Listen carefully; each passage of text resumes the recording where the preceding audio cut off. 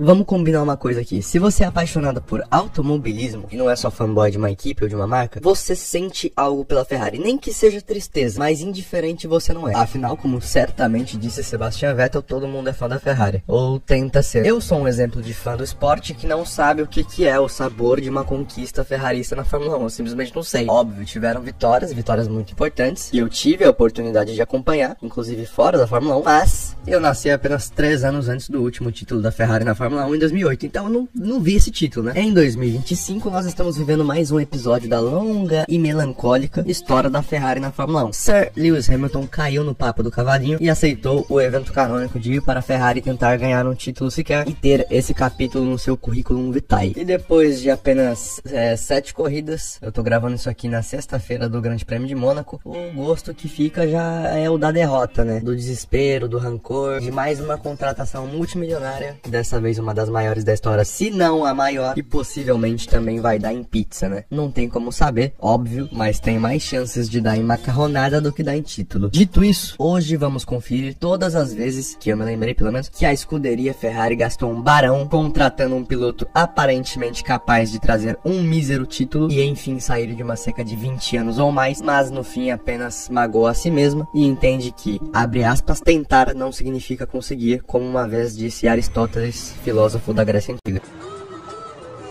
Vagabunda, queria atacar do malucão, usou meu nome. O Pipoca abraçou, foi na porta da minha casa. Em primeiríssimo lugar, o primeiro iludido da história da Ferrari foi justamente o primeiro campeão mundial da Fórmula 1, Giuseppe Farina, que triunfou pela Alfa Romeo em 1950 e em 1952 se junta à escuderia Ferrari. Nino, como era apelidado, já era um nome mais do que consolidado, e ele foi contratado com a esperança de que trouxesse o primeiro título da Ferrari, repetindo a dose de 50. E não tinha nome melhor para isso, afinal, Nino era um grande campeão das pistas já antes da invenção da Fórmula 1, ainda na era Grand Prix, e trazia consigo muita bagagem, muita experiência. Mas, na hora do vamos ver, Farina teve dificuldade em adaptar o seu estilo de pilotagem rupestre ao novo regulamento técnico introduzido naquele ano de 52, que tinha carros menores baseados no regulamento da Fórmula 2 da época, mais leves e com motores menores, muito diferente das retroescavadeiras e colheitadeiras agrícolas do pré-guerra que Giuseppe Farina estava acostumado a pilotar. E além disso, a Ferrari fez questão de colocar uma pedra no sapato de Farina, trazendo uma promessa chamada Alberto Ascari para ser seu companheiro de equipe. As Ferraris da época, principalmente a tipo 500, favoreciam o estilo de pilotagem mais fluido e preciso de Ascari, e vendo esse potencial, a equipe começou a trabalhar mais pro lado do Ascari. E foi assim que Alberto Ascari dominou as temporadas de 52 e 53, enquanto Giuseppe Farina, que era o cara que foi contratado para estar ali ganhando no lugar dele, fazia o Ed lentamente. Na sua passagem pela Ferrari, Farina chegou 8 vezes ao pódio e venceu o GP da Alemanha de 53.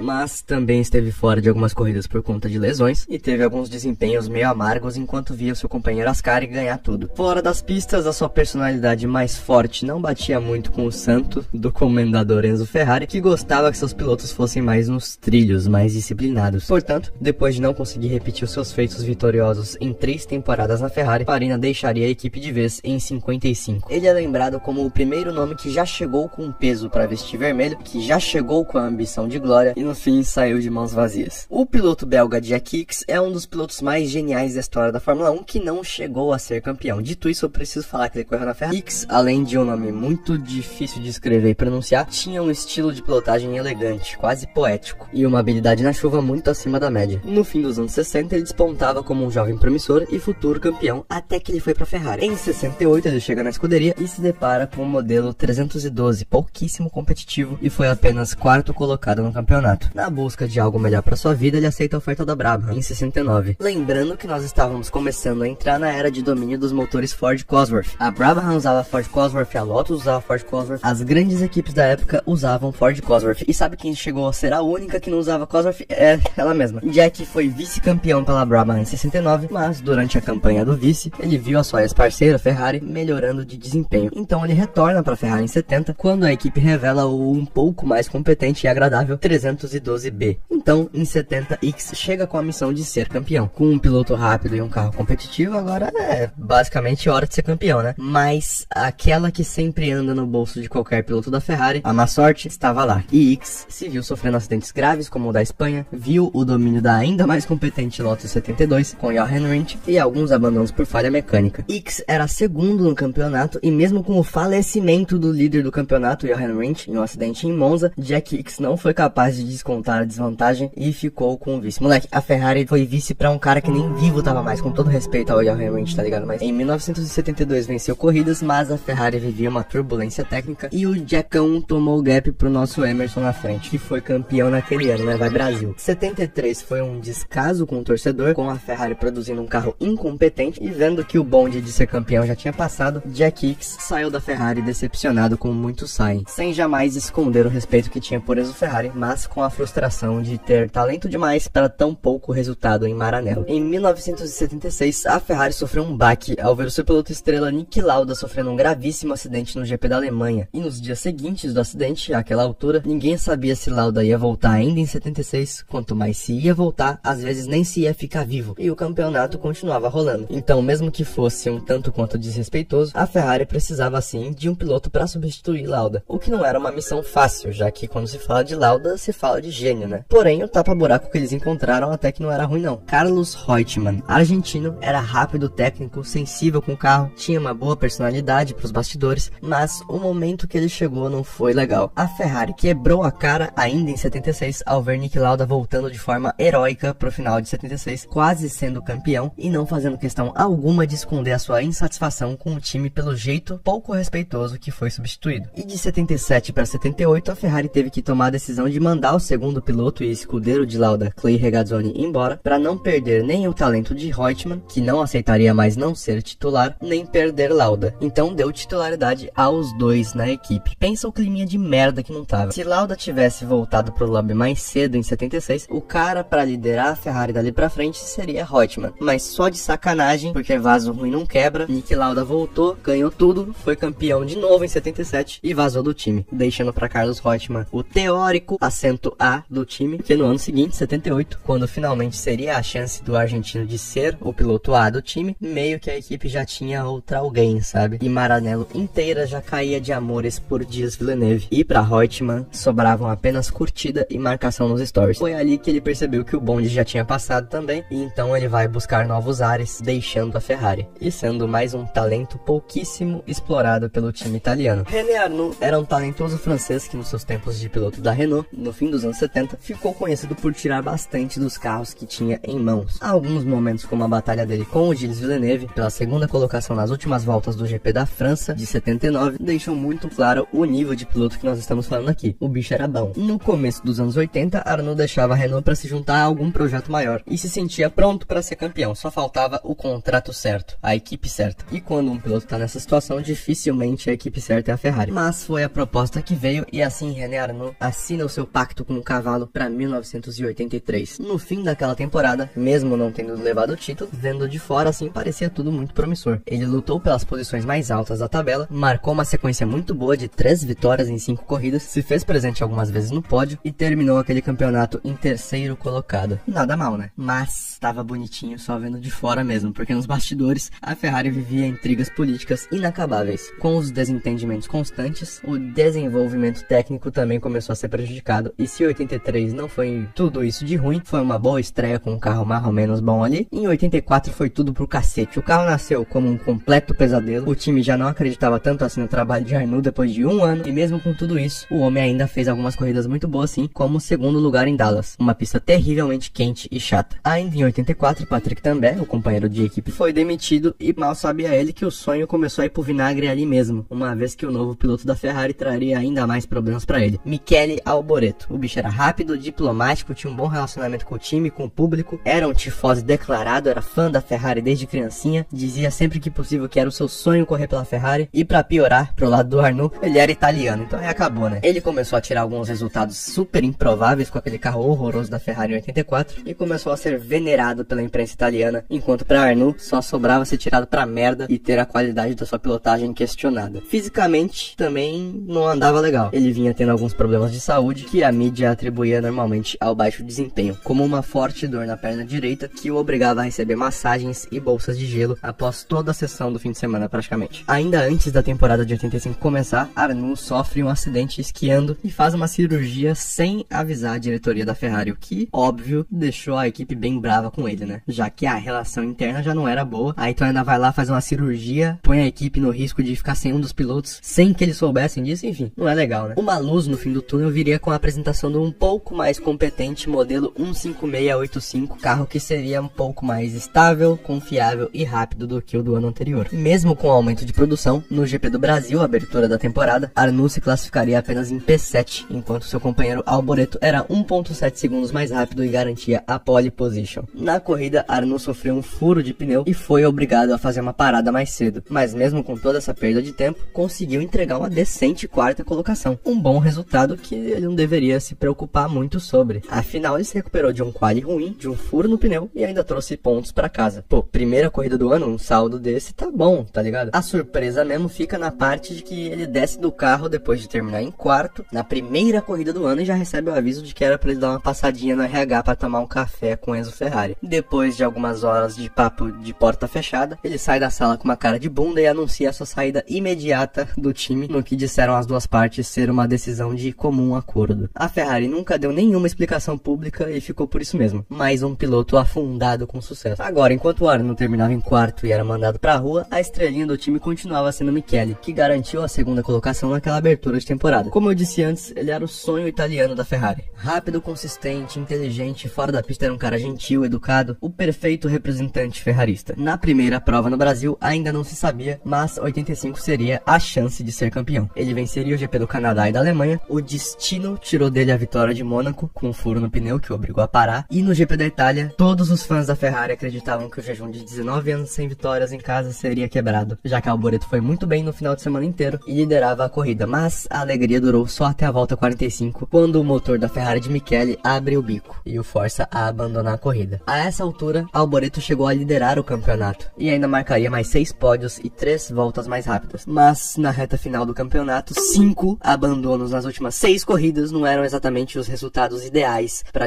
brigar pelo campeonato, né? Enquanto ele abandonava 5, Alain Prost pela McLaren vencia uma, chegava em terceiro em 2, em quarto em uma e abandonava uma, abrindo assim uma vantagem de 20 pontos para cima da Ferrari de Alboreto. 20 pontos nessa época era muita coisa pra cacete, a vitória dava só 9 pontos. E Alboreto então, em 85, perde aquela que seria a sua, para não dizer única, melhor chance de alcançar o tão sonhado título de campeão mundial pela Ferrari. Em 86, a esperança era de que ele pudesse brigar novamente, mas os planos da Ferrari eram outros e ela fez uma draga de carro, lento, nem um pouco confiável, e de 16 corridas, Alboreto abandonaria 9, acabando apenas em nono na tabela, com 14 pontos marcados, 4 posições atrás do companheiro Stefan Johansson, que abandonou menos porque o carro quebrou menos, e também foi mais vezes ao pódio. Nos bastidores da equipe, um caos técnico acontecia, já que alguém tinha que levar a culpa pelos resultados ruins. Então, cabeças começaram a rolar e diretores e engenheiros saíam e entravam como se fosse nada, bagunçando mais ainda a campanha da equipe naquele ano. Para 87, as coisas melhoraram um pouco tecnicamente, mas Alboreto já tinha perdido o gás, essa é a verdade, e era batido constantemente pelo novo companheiro de equipe Gerhard Berger, terminando o ano, novamente, atrás do companheiro em sétimo, com apenas 17 pontos marcados e 10 abandonos em 16 corridas. Em 88, qualquer fagulha de esperança foi discretamente apagada, não só para a Ferrari, mas para todo mundo, ao descobrirem o quão na frente a McLaren estava de todo mundo e o quão estupidamente bom era a MP44 de 88. E Alboreto marcaria apenas 3 pódios, um deles parte da dobradinha milagrosa no GP da Itália de 88, GP da casa da Ferrari, pouco menos de um mês depois da morte de Enzo Ferrari, e sendo essa a única corrida que a McLaren não venceu naquele ano de 88. Isso tem um cheirinho de casa de aposta até hoje, velho. Ao fim do ano, com 24 pontos marcados em um 5º lugar no campeonato de pilotos, Alboreto se despedia do time dos seus sonhos, sem nunca mais, depois de 88, ter tido a mínima chance de mostrar o seu real potencial. Menção honrosa aqui pro companheiro de Alboreto que ficou no time, Gerhard Berger, que mesmo tendo sido mais rápido entre eles nos anos em que dividiram garagem, é muito difícil dizer que o Berger chegou com esse pataco de ser campeão, sabe? Ou que chegou enchendo os olhos da torcida como um futuro campeão pela equipe. Não, ele sempre foi um piloto muito capaz, mas estava assim uma prateleira para baixo de caras como Senna, Prost, Mansell, Schumacher e nomes do tipo. De qualquer forma, ele teve 2 passagens pela equipe vermelha, uma de 87 a 89, quando ele vai para a McLaren formar uma dupla com Senna Senna, e outra passagem depois, de 93 a 95, mas também não chega com peso de ser campeão. Os melhores anos pela Ferrari foram 88 e 94, quando ele foi terceiro colocado com sobra, nos 2 anos marcando exatamente 41 pontos inclusive, mas muito distante também da briga pelo título. Em 95 ele deixa a equipe pela segunda vez, sem mágoas, sempre foi um piloto muito respeitado e admirado pela Ferrari, mas também sem glória. Se você tá curtindo o vídeo também, deixa o like que me ajuda bastante, deixa um comentário aqui pra eu saber o que você tá achando, e se você quiser também me ajude com a ferramenta do Hypar, hype esse vídeo aqui pra o YouTube entregar ele pra mais pessoas. Recadinhos dados, vamos continuar com o vídeo. Agora a gente entra aqui nos casos mais famosos, né? Se o Gerhard Berger não chegou com essa ambição de título toda, Nigel Mansell foi completamente o contrário. O Red 5 chega em 89 vindo da Williams, onde perdeu a disputa interna pro Nelson Piquet em 87, mas vinha batendo na porta do campeonato já há algum tempo. Sua estreia na Ferrari no Brasil em 89 foi logo uma vitória, pum, na lata, sem mais nem menos. Asterisco pra ele ter cortado a mão durante o pódio. Ali em Jacarepaguá, Mansell conquistava os coraçõezinhos tifosos de todo mundo que receberam o leão de braços abertos. Com o passar do ano de 89, ficou bem claro que a disputa seria novamente entre as duas McLarens e o que sobrasse pro resto sobrou, que foi exatamente o que aconteceu. Mansell acabou aquela temporada em quarto, tendo vencido novamente na Hungria, mas tendo assustadores 7 abandonos, 2 desclassificações e uma exclusão de resultado, absolute Ferrari. Com a chegada de 1990, nós temos a notícia de que Alain Prost não tancou o Ayrton Senna do Bosquil e saiu da McLaren e foi buscar refúgio aonde? Justamente na Ferrari, a rival mais próxima na qual talvez ele pudesse desafiar o brasileiro e a equipe inglesa. E foi assim que Alain Prost se torna, ao mesmo tempo de Nigel Mansell, mais um piloto a acreditar nas mentiras do cavalo. Não acredite nas mentiras do cavalo. A história se repetiu de novo. Você já viu essa história antes, nesse vídeo aqui inclusive. A Ferrari tem um piloto que supostamente é quem a Ferrari quer que vença um campeonato assim que possível. Aí quando tá quase na hora desse caba, que já tava lá, poder lutar pelo campeonato, eles trazem um cara mais rápido ainda do que o cara que já tava lá antes. Fica um clima de bosta na equipe, porque a equipe não sabe dividir a atenção entre os dois pilotos. E você sabe muito bem que 2 pilotos alfa, né, 2 pilotos que querem brigar pelo título na mesma equipe não dá certo, por incontáveis vezes que isso não deu certo. A Ferrari gasta caixas d'água de dinheiro e no fim das contas nenhum dos 2 pilotos que ela trouxe são campeões. Aconteceu diferente dessa vez? Não, foi exatamente a mesma história. O Prost, que foi campeão em 89, já era um tricampeão quando chega na Ferrari, e obviamente ele vai querer defender o seu taco, né? O Mansell, que ainda não tinha sido campeão, queria o primeiro. Virou um pandemônio a garagem na Ferrari. Era isso que eles queriam? Não era, mas foi o que eles causaram. Na hora do vamos ver, na temporada de 90, Mansell deixou a desejar demais, com apenas uma vitória contra 5 de Prost no ano. E ele tava tão decepcionado com a equipe priorizando Prost e com a sua própria forma, que inclusive chegou a anunciar a sua saída da Fórmula 1. Olha o que um ano de Ferrari faz com a cabeça do mano. Fez uma carta pública de saída, dramática, só que em meio a toda essa tristeza ele anunciou a sua saída cedo demais, né? Porque tudo isso foi antes dele receber a proposta de voltar pra Williams em 91, proposta que obviamente ele aceitou e foi campeão em 92. Prost, por sua vez, foi vice do Senna em 90, depois daquilo acontecer, mas verdade seja dita, ele poderia ter sido campeão em Suzuka assim, e diferente de Mansell, ele não sai da Ferrari pra 91, ele fica e a Ferrari fez uma Kombi pra 91, pô. Entregou na mão do Prost pra ele pilotar e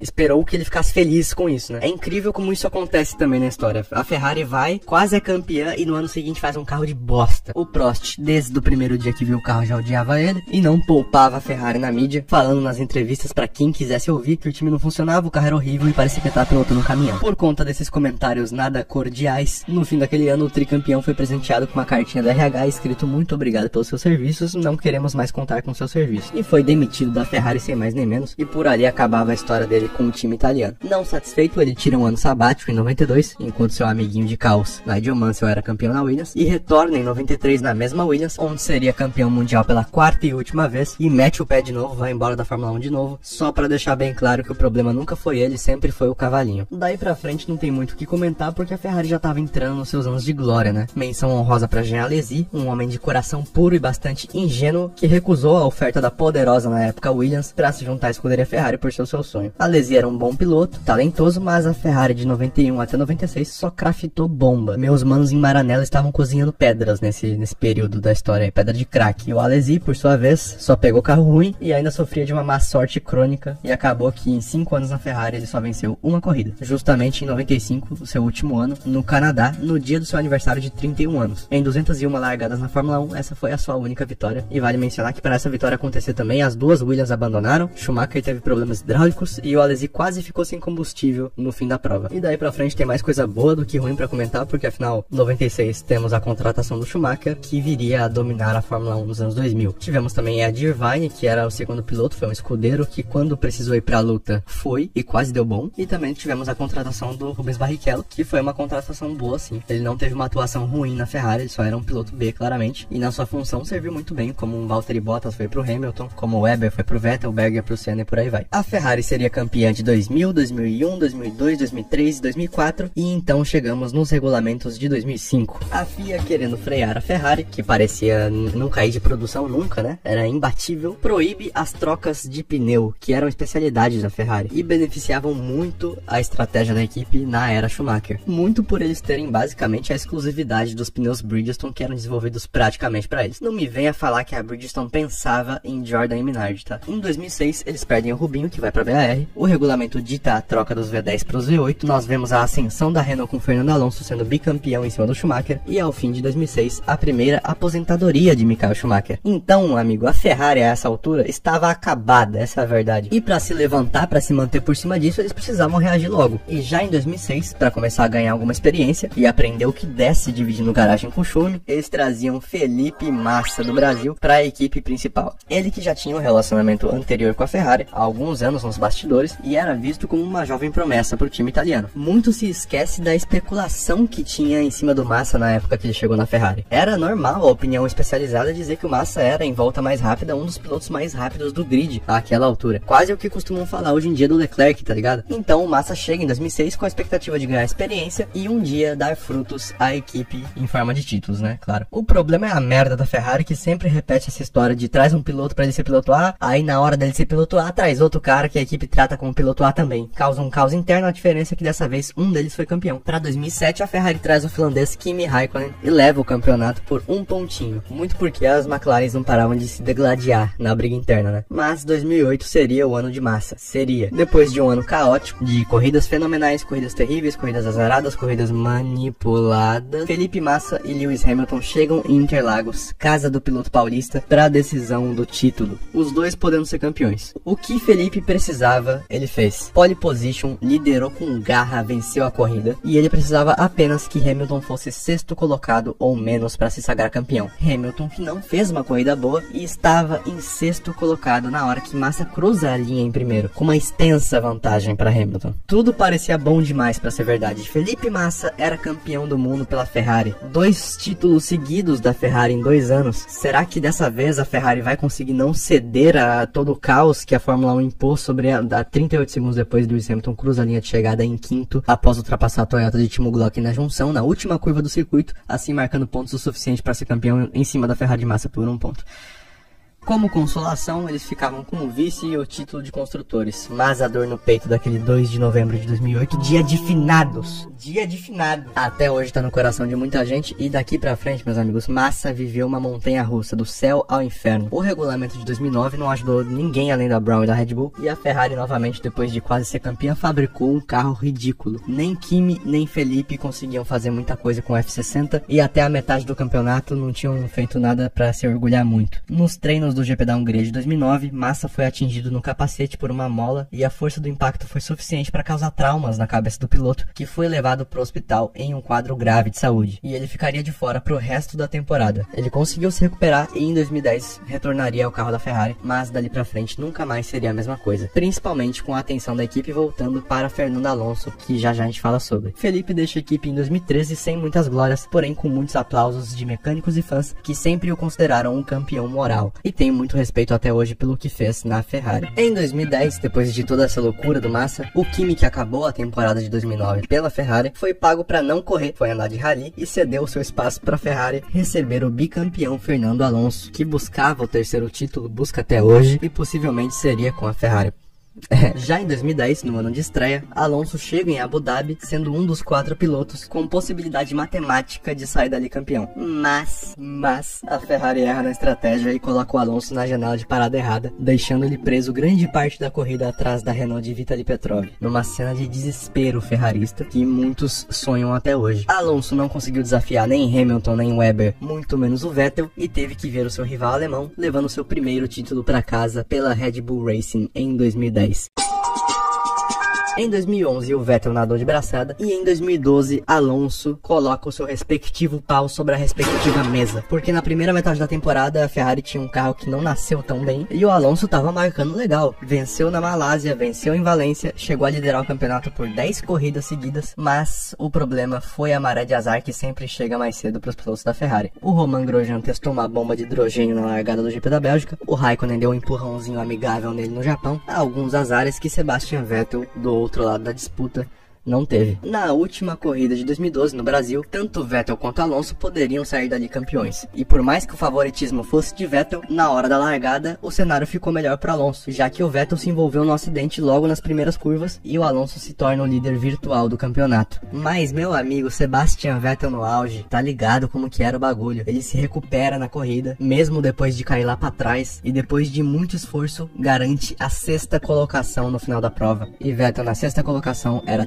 campeão mundial em cima da Ferrari. No parque fechado, depois de sair do carro, Alonso protagoniza o que eu vejo como uma das cenas mais ferraristas da história, em que você percebe claramente a vontade de desaparecer do mapa no olhar do indivíduo. Alonso perdeu o título por 3 pontos. 3 pontos em 2012. 2013 era o último ano daquele regulamento V8 de 2006 e para 2014 tudo ia mudar. Então algumas equipes sacrificaram 2013 já pensando em 2014, como foi o caso da Mercedes e a gente sabe no que deu, e outras foram pro tudo ou nada. Quem foi pro tudo ou nada quebrou a cara porque a Red Bull novamente foi imparável e Vettel anotou 9 vitórias seguidas, o que foi um recorde por muito tempo, novamente levando o título à sua 4ª e última taça. Para Alonso, o que restava era a esperança de que 2014 fosse bom e a Ferrari fez um dos top piores carros da história da Fórmula 1 em 2014. O bagulho era inguiável, tá ligado? O balanço de peso era quase inexistente, o carro saía tanto de frente quanto de traseira, o motor da Ferrari no começo da era híbrida parecia um gerador de energia solar funcionando à noite e Alonso amargou uma 6ª colocação no Mundial de Pilotos com apenas 2 terceiros lugares na temporada toda, sendo 4º colocado no Construtores, atrás inclusive da Williams. E Fernando Alonso, sendo Fernando Alonso, quem conhece a peça tá ligado, repetiu os passos de Alain Prost e disparava farpas contra a Ferrari nas entrevistas durante todo o ano de 2014. E no fim da temporada, já com olheiras e ficando calvo de estresse, ele se despede da Ferrari, possivelmente uma das contratações mais doídas que não resultaram em títulos, muito parecido em dor, em nível de dor, com a próxima e última desse vídeo. 2010, 2011, 12 e 13. Sebastian Vettel vence a Ferrari 4 vezes seguidas com a Red Bull. Se alguém poderia salvar a Ferrari, é quem destruiu ela. No papel, sim, Sebastian Vettel, que era discípulo de Schumacher, era o homem para abençoar a Ferrari. Com muita garra para ser campeão e sendo amado pela torcida vermelha desde o dia do seu anúncio, o começo da jornada com uma vitória já na segunda corrida de 2015 parecia promissor demais. Até que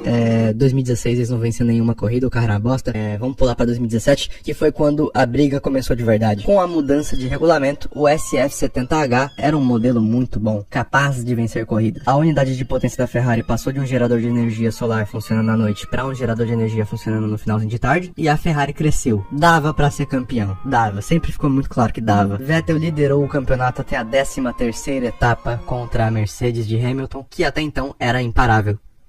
E continuou sendo. E foi aí que começou a algazarra. No Azerbaijão, o Vettel cava uma punição para ele mesmo, jogando o carro para cima do Hamilton para fazer birra durante o safety car. Em Singapura, ele faz um strike na largada com o Verstappen, o seu companheiro de equipe, Kimi Raikkonen, e abandona. No Japão, abandona com uma falha mecânica. E enquanto tudo isso acontecia, Hamilton se aproveitava e crescia na tabela. E no fim do ano, no México, depois de se envolver num toque com o Vettel logo na largada e ter um pneu furado, o Hamilton faria uma corridaça de recuperação e seria campeão mundial de 2017, sobrando para Vettel apenas o vice. Mas em 2018, a história de brigar por um título e no outro ano ter um carro ruim não se repetiu. Vettel teria outra chance. Vettel venceu e liderava o campeonato quando chega a sua corrida de casa, Hockenheim. Vettel fez uma das voltas de qualify mais insanas da história naquele fim de semana, logo no quintal da rival Mercedes. Ele largaria da pole position e o seu rival pelo título, Hamilton, largaria apenas de 14º na corrida. Tudo tá estava encaminhado para uma vitória dominante para estender a liderança do campeonato, até que na curva 13 do circuito, na volta 52, Vettel erra e bate sozinho. E isso dói muito. Naquela corrida, Hamilton, que largava de 14º, como eu disse,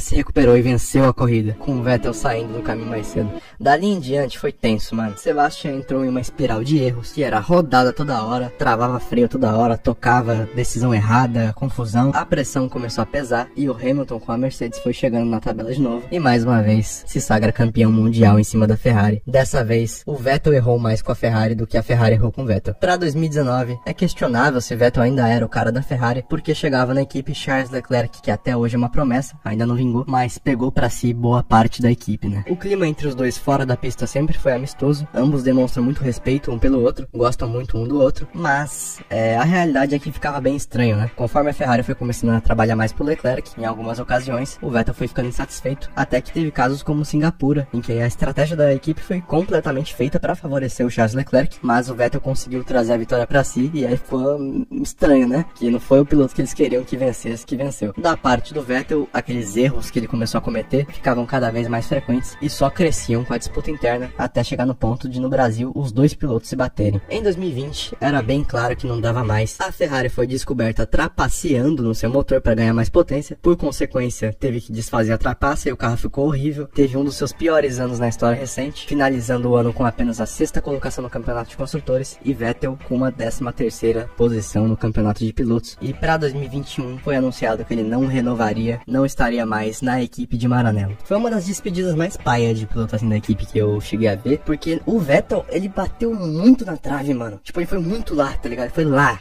pertinho, e nunca dava. É uma coisa Ferrari, mano, é tenso. Hoje em dia nós vemos Charles Leclerc e Hamilton no seu primeiro ano, como eu disse, já em clima de velório, e o Leclerc já teve a oportunidade de disputar o título em 22, beleza, que eu acho que dificilmente venceria Verstappen, né, mas teve a oportunidade, errou algumas vezes, a Ferrari também errou bastante com ele, e é um ciclo sem fim, né, velho? 2025 nada muda, desde 1950 a Ferrari aí desperdiçando pilotos. Esse foi o vídeo de hoje, eu espero que vocês tenham gostado bastante de conhecer mais sobre o sofrimento da Ferrari. Quando eu falo que a Ferrari é o Vasco, velho, eu não falo brincando. Se existisse rebaixamento na Fórmula 1, acabou, velho. A Ferrari ia ter, tipo, uns 8 rebaixamentos na história, por, tipo, baixo desempenho, assim. É triste, mano. Enfim, espero que você tenha gostado desse vídeo. Muito obrigado por assistir até aqui. Um vídeo longo aí pra vocês, que eu sei que vocês gostam de vídeo longo. Lembra de hypar esse vídeo aqui, deixar o like, comentar, se inscrever no canal e todas essas baboseiras. Tamo juntão e até o próximo Nome da Sauber.